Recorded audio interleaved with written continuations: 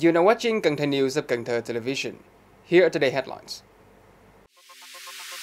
Môn IV thermal power plant project officially launched in Cần Thơ, marking Vietnam's 80th August Revolution and National Day. Sóc Trăng launched Aranya Vietnam's housing project with 1,200 apartments supporting workers and social housing goals. Cần Thö's Working Group No. 5 approved plans to accelerate 5 major industrial and urban projects. Top news today. On the morning of August 19, 34 provinces and cities launched 250 projects nationwide to mark Vietnam's 80th August Revolution and National Day September 2nd. In Cần Thơ, work began on the Môn IV thermal power plant invested by Petro Vietnam.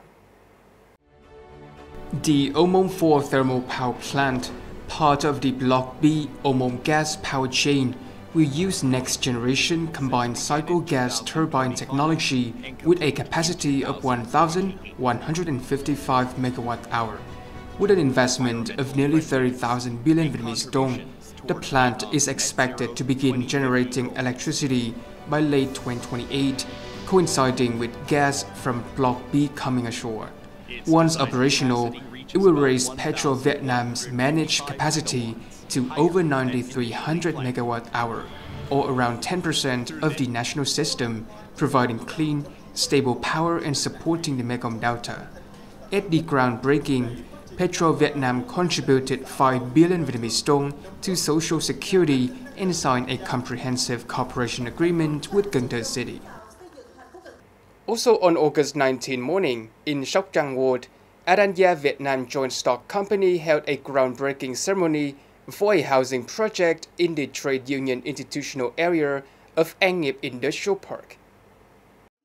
Covering 3.5 hectares, the project will feature 6 social housing blocks from 9 to 15 floors, a 15-story commercial building, a kindergarten of over 2,100 square meters, and a green landscape system. With around 1,200 apartments, it is expected to house 2,500 residents, mainly workers and low to middle-income households. Designed with essential amenities such as community spaces, a playground, park, and commercial services, the project will help meet housing demand in An Nghiệp Industrial Park and contribute to both Cần Thö's housing plan and the government's 1 million social housing program. On the morning of August 19, Working Group No. 5 under Steering Committee No. 66 of the Cần Thơ City Party Committee, led by Deputy Secretary Trần Văn Huynh, reviewed and approved implementation plans for 5 key projects aiming to accelerate their completion. Working Group No. 5 has been tasked with monitoring and accelerating 5 key projects in the city. These include the Dong Phu II and Sông Hậu II Industrial Park infrastructure projects, the Mekong Urban Resort, the 927C New Urban Area, and the Nguyễn Chí Thành Bridge and Road Project. At the meeting, the group assigned specific responsibilities to its members. Priorities include reviewing project legal procedures, conducting inspections, holding regular evaluations, advising on solutions, and recommending central-level support for issues beyond local authority. The Sông Hậu II Industrial Park spans 380 hectares with an investment of over 5,569 billion Vietnamese dong and is slated for completion in 2029. The Dong Phu II Industrial Park covers 234 hectares with nearly 4,000 billion Vietnamese dong in investment and completion expected in 2028. The Mekong Urban Resort will stretch across 2,945 hectares in Châu Thành, Phú Hữu, Đông Phước, and Thạnh Hòa communes. Meanwhile, the 927C New Urban Area spans 63 hectares with an investment of 317 billion Vietnamese dong, and the Nguyễn Chí Thành Bridge and Road Project, located in Hoa Lựu Commune and Vĩ Tân Ward, is expected to begin construction this September. Deputy Secretary Trần Văn Huynh emphasized the urgency and importance of these projects, directing members to swiftly carry out their assigned tasks to ensure progress.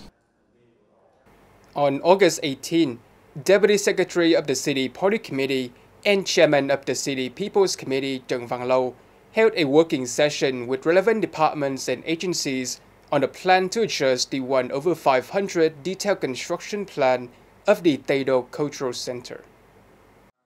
According to the Institute of Construction Planning under the Department of Construction, the adjusted 1/500 scale plan for the Tây Đô Cultural Center covers 69.37 hectares in Hưng Phú Ward. The area will serve as Cần Thö's concentrated administrative center alongside a cultural complex designed to reflect the city's riverine identity. 3 planning options were proposed, with option 3 selected for its advantages: a prominent view of the administrative center, a spacious square, clustered cultural works, and clear separation between public and working areas for easier access. Concluding the meeting, Chairman Trần Văn Lâu stressed that the administrative center's location will remain unchanged and Phase 1, covering 10.87 hectares, must proceed urgently. A review team led by Vice Chairman Nguyễn Văn Hòa will ensure the project's legal basis. He emphasized requirements on architecture, landscape, defense, riverfront tourism, transport connectivity, and fair resettlement policies to support affected residents. On August 18 afternoon, Deputy Secretary of the City Party Committee and Chairwoman of the Vietnam Violent Front Committee of Cần Thơ City Hồ Thị Cẩm Đào welcomed a delegation from the Vietnam Buddhist Sangha.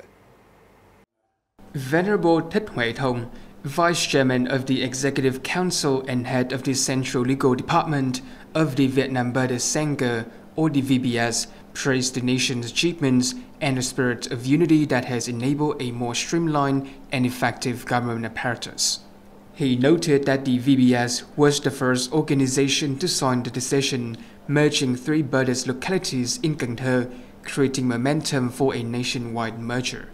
The Venerable expressed gratitude to city leaders for their support of Buddhism growth through favorable policies and legal conditions.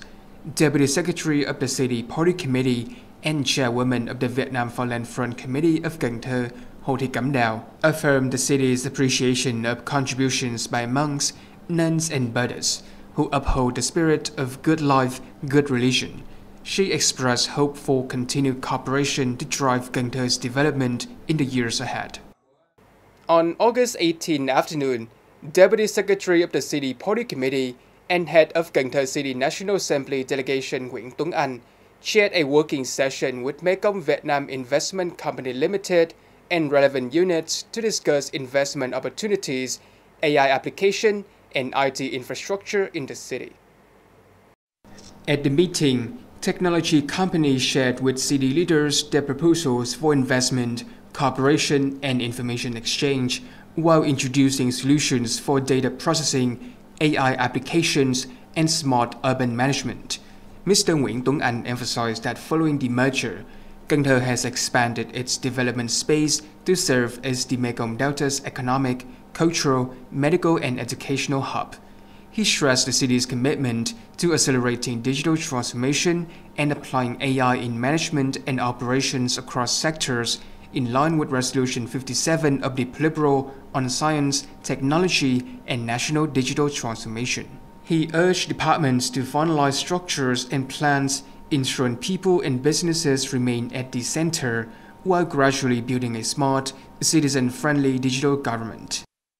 On August 18, at Trần Đề Border Control Station, the Cần Thơ City Border Guard Command held a launching ceremony and peak campaign to combat illegal, unreported, and unregulated fishing. The campaign is running from August 18 to September 30, 2025.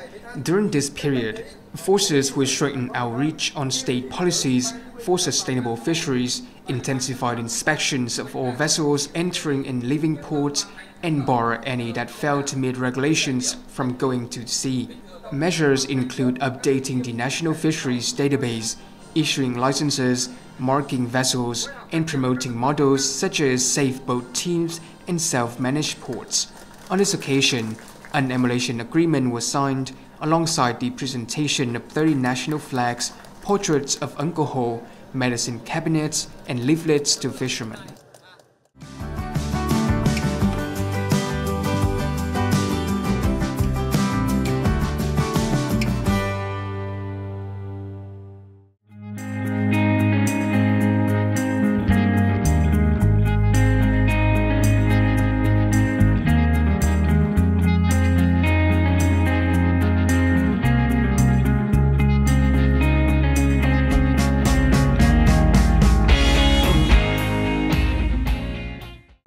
Thank you so much for watching, and I'll see you next time.